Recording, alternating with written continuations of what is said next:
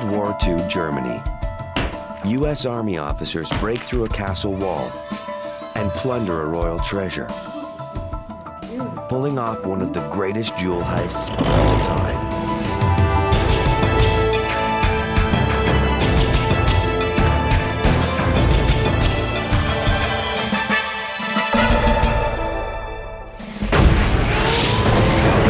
In the waning days of World War II, General George S. Patton's 3rd U.S. Army rolled through central Germany and into Frankfurt. The city was in ruins. By contrast, Kronberg Castle remained untouched. Although it was just a few miles north of the city, it escaped the devastation of Allied bombers.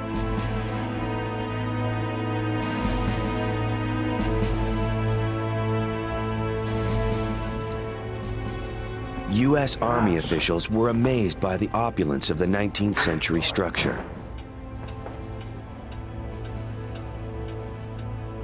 They decided the 100-room castle would make an ideal officers' club.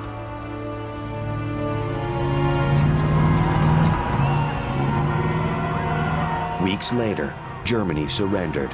The war was over. Frankfurt became an occupied city. There was no power, no running water, no food, and barely any standing buildings. U.S. forces had to live in tents, eat K-rations, and brave the elements. For the war-weary GIs, stepping into Kronberg Castle was like walking into an oasis of unimaginable luxury. The Army assigned Captain Kathleen Nash to manage the new officers' club.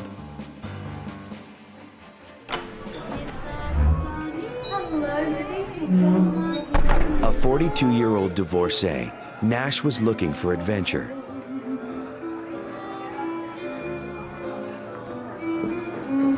She had lied about her age to enlist and became a mess officer.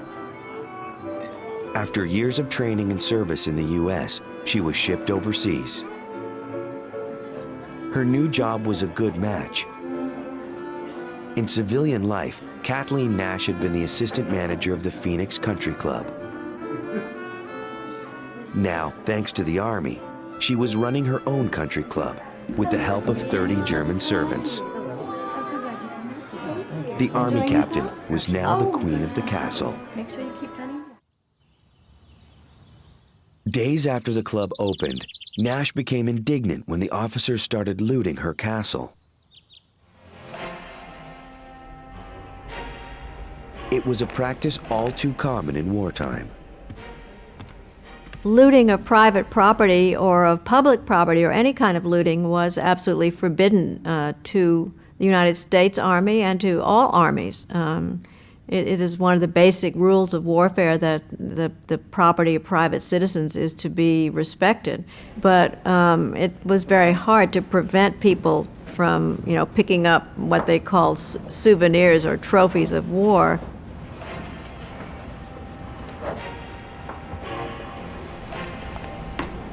To combat the problem, Nash stationed German servants at the front door as security guards. Ein Moment. Warte. A lieutenant who tried to liberate 3 antique rugs abandoned them before being caught. The rugs were returned to their rightful place.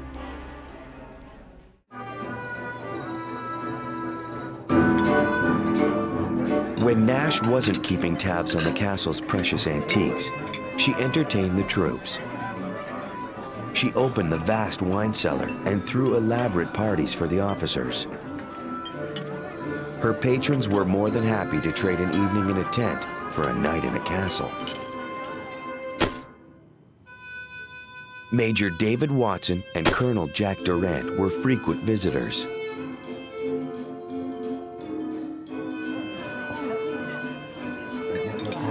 Durant was a lawyer before the war. Now the vivacious Captain Nash helped him forget about his broken marriage back in the States. As their relationship grew, Nash remained devoted to her job. but running the officers' club was full of problems.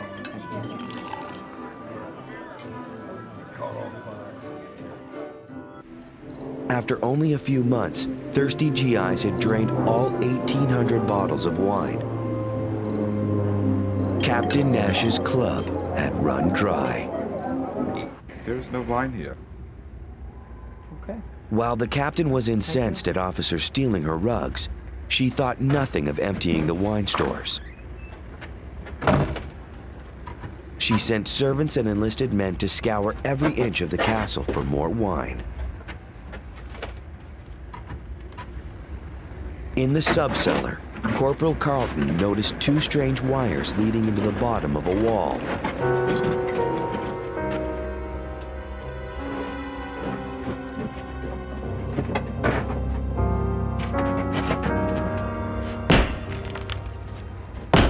In the process of putting things away to protect it from battles and armies that might come through, people walled up things in all kinds of ways, and they did it in France, they did it in Italy, they did it everywhere just to protect it. And so the armed forces of every country got quite good at finding hiding places.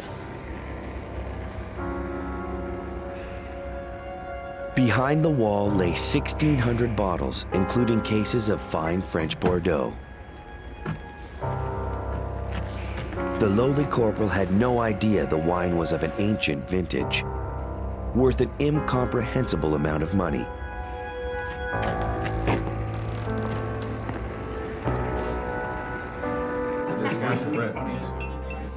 All 1,600 bottles were appropriated.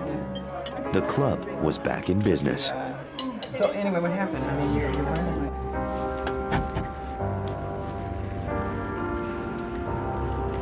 The next morning, Carlton returned to the hidden room to investigate a patch of concrete that was lighter in color than the rest of the floor.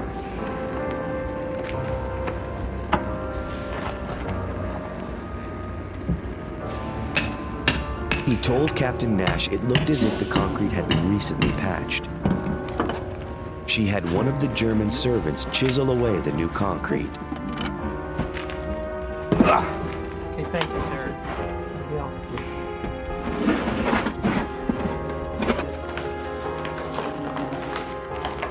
Behind locked doors, Nash and Carlton were amazed at what they had found.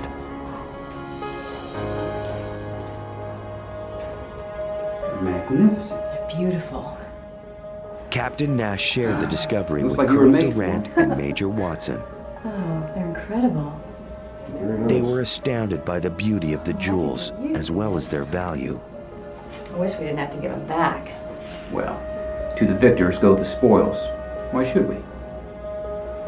The possibilities were intoxicating. Captain Kathleen Nash, Colonel Jack Durant, and Major David Watson marveled at the beauty of the cachet of jewels they had unearthed. For a moment, they contemplated taking just a few of the valuables. Then, they decided to take them all.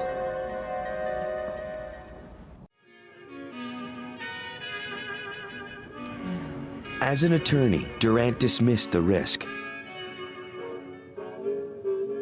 Only the army could prosecute them for a crime committed on foreign soil.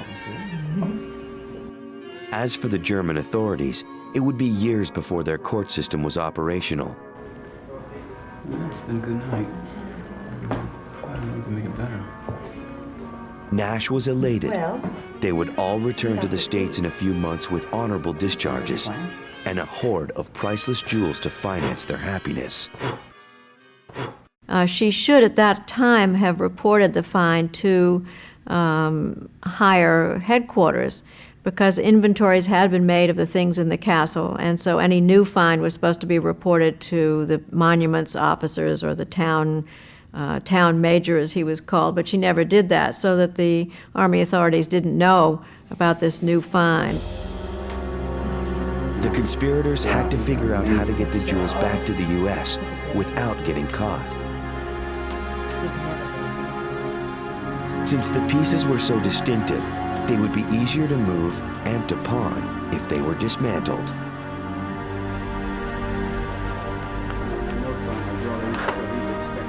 At first, Nash and Durant used the Army's postal system to get much of their loot out of Germany. Durant sent packages to his brother in Virginia. Nash sent parcels to her sister in Wisconsin. But with each package, they risked customs inspections that could alert the Army to their crime. The group split up to minimize the risk. Major Watson gave his girlfriend in Ireland $2,500 worth of jewelry to safeguard until he was out of the service. He also fenced items, including a priceless Fabergé egg for about $430. Very nice. Very nice. Where did you obtain Durant and Nash did a little fencing of their Oh, in own the casinos. in Switzerland.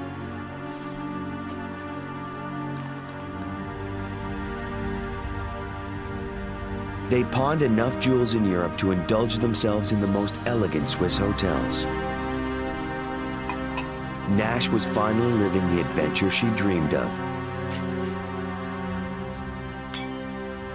She had every reason to believe the fairy tale would last forever. The most priceless of the stolen items still remained to be smuggled home to the U.S. Music will come into play. Something I want to show you. Okay. Durant took many of the valuable jewels and flew to England, where he met with his former secretary, something Martha Orwig. During the war. Where did you get these, Jack? Since she worked for the UN, she had diplomatic immunity. Her bags could not be searched. I love to. Durant asked her to ferry the jewels to the States for A him. little something there for you as well. Okay. She agreed. Sounds good. Expect nothing from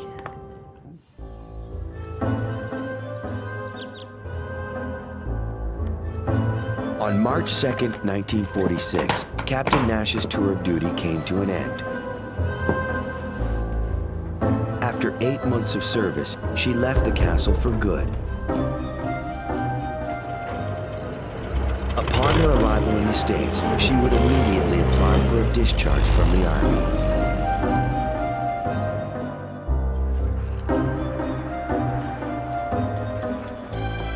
Days later, Colonel Durant was sent to Washington, D.C.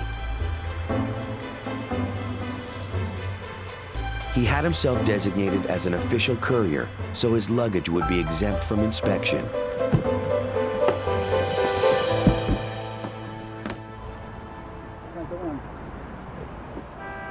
The plan went off without a hitch.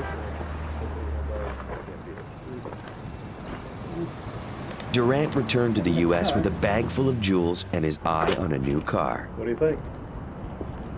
Yeah, I think it's me. I'll take it. Good deal. Great. That's a good deal. Pleasure doing business. Pleasure doing business with you. The former colonel paid the $1,400 list price in cash and headed for Chicago to meet Nash.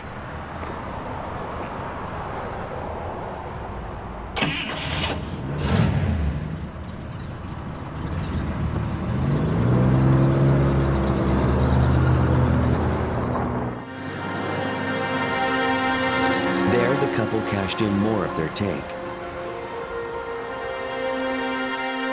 Beautiful. A jeweler agreed to buy 100 of the diamonds. Yes. The deal fell through when Durant couldn't produce a customs receipt. I'm sorry, with the Durant purchase of feared this the side. jeweler might report him to customs, who might tip off the Army. Thank you. The Thank couple you. had no idea that much worse trouble was brewing across the Atlantic.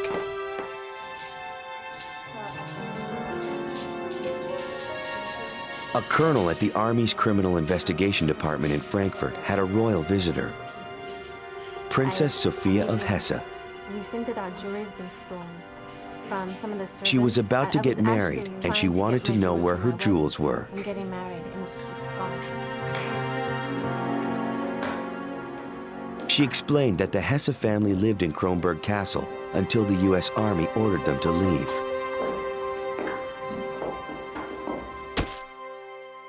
The Hesse family was part of the royal dynasty that had ruled the German Empire from the 12th century until the end of World War I. When Adolf Hitler came to power, they were ordered to keep a low profile, or else.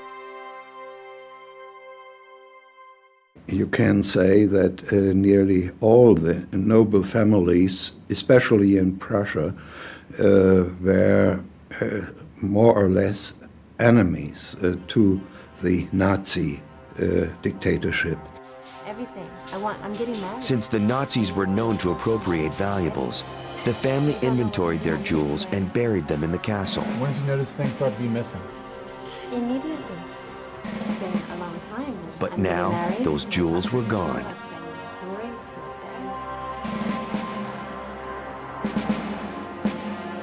The colonel questioned the German servants who had worked at the castle. They revealed that the jewels were last seen in the possession of Captain Nash and Colonel Durant.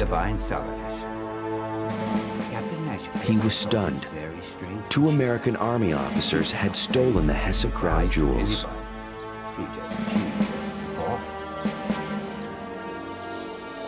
Once it became a matter of a person in the Army stealing private property,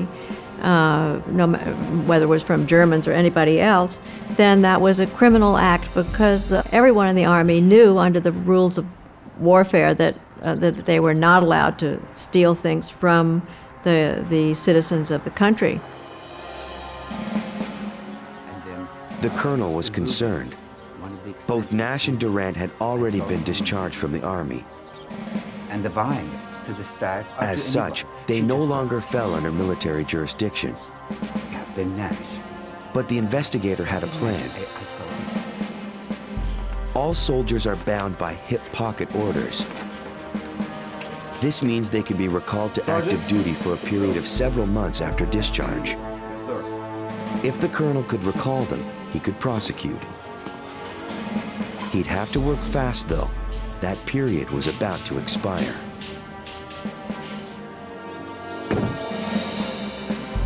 If the couple could stay ahead of the Army until that deadline passed, they would get away with one of the greatest jewel heists of all time.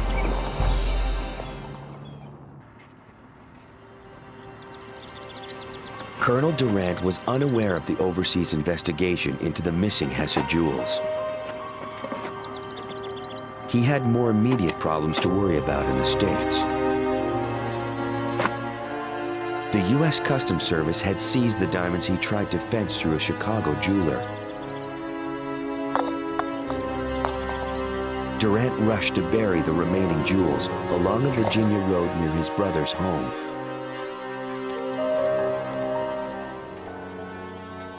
Colonel Durant told his brother to watch over the buried gems.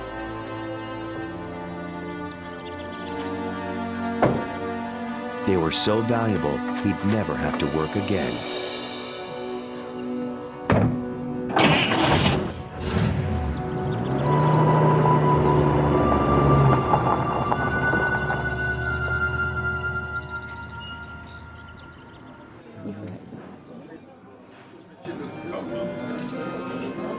Confident their future was secure, Durant and Nash were married.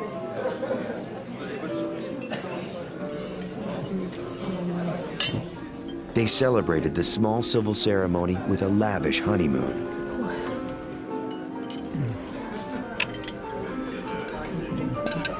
Nash delighted in wearing many of the Hesse crown jewels for everyone to see. The Army moved their investigation to the U.S. to better track Nash and Durant. Investigators were concerned they had gotten married so they couldn't testify against each other. After weeks of searching, the Army finally found the couple.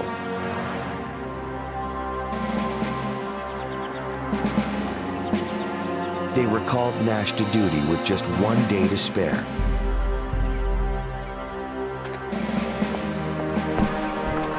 Colonel Durant was also recalled. The couple hid out in Chicago, but investigators found them at a downtown hotel. Both were taken into custody. Captain Nash was given a polygraph, which she failed. She then confessed, implicating both her husband and Major Watson. was, She would later recant that confession. we were tired, everyone. That doesn't make Colonel any sense. Durant resisted for days. Finally, he agreed to You're admitting to doing cooperate it. by contacting his fences. Now, They agreed to return the jewels, how but long has it been only since if they could do so informed you? anonymously.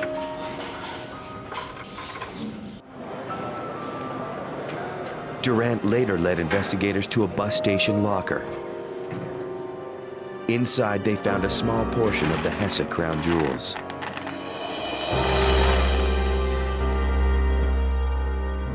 The items Durant buried along the Virginia roadside were recovered. The Army also seized valuables hidden at a Wisconsin house belonging to Captain Nash's sister. The theft of the Hesse crown jewels made news around the world. Well, this, of course, was an extraordinary case for the press and everyone because it involved, people who were relations of the British royal family, Queen Victoria, a castle, a love affair, beautiful jewels. It was just made to order for a lot of publicity. In Washington, MPs keep a careful eye on a fortune. $1.5 million worth of Hessian crown jewels and heirlooms stolen from Germany. This fabulous hoard comprises the greatest private military theft in U.S. history. The Army flew the suspects back to Germany to stand trial. They charged Captain Nash, Colonel Durant, and Major Watson with theft. They would be tried separately. The royal family attended Captain Nash's trial in Germany. There they saw their family heirlooms displayed as evidence. Nash's defense did not bother to deny that she had stolen them. They contended that she was a civilian at the time of her arrest and that the Army therefore had no jurisdiction. The defense also pointed out that looting was common among troops. Nash said that if she were convicted, thousands of American servicemen would also have unclean hands. The court disagreed. Nash was convicted and sentenced to 5 years in a federal penitentiary. She was paroled in 1952. Major Watson was also found guilty. He was sentenced to 3 years in prison. The last court-martial was Colonel Durant's. In its opening argument, the prosecution cast doubt on Durant's motives for marrying Kathleen Nash. They argued that Durant married Nash to seal her lips. Colonel Durant was convicted and sentenced to 15 years of hard labor. His sentence was harshest because he was the highest-ranking officer involved in the theft. On August 1st, 1951, the Army finally returned the Hesse crown jewels. For the royal family, it was a bittersweet moment. Princess Sophia guessed that slightly more than half of the jewels were recovered. Their damaged condition made them worth just 1/10 of their original value. Jack Durant was released from prison in 1952. If there was any doubt about his motives for marriage, they were now erased. Jack and Kathleen Durant lived as husband and wife until Kathleen died in 1972. It was love after all.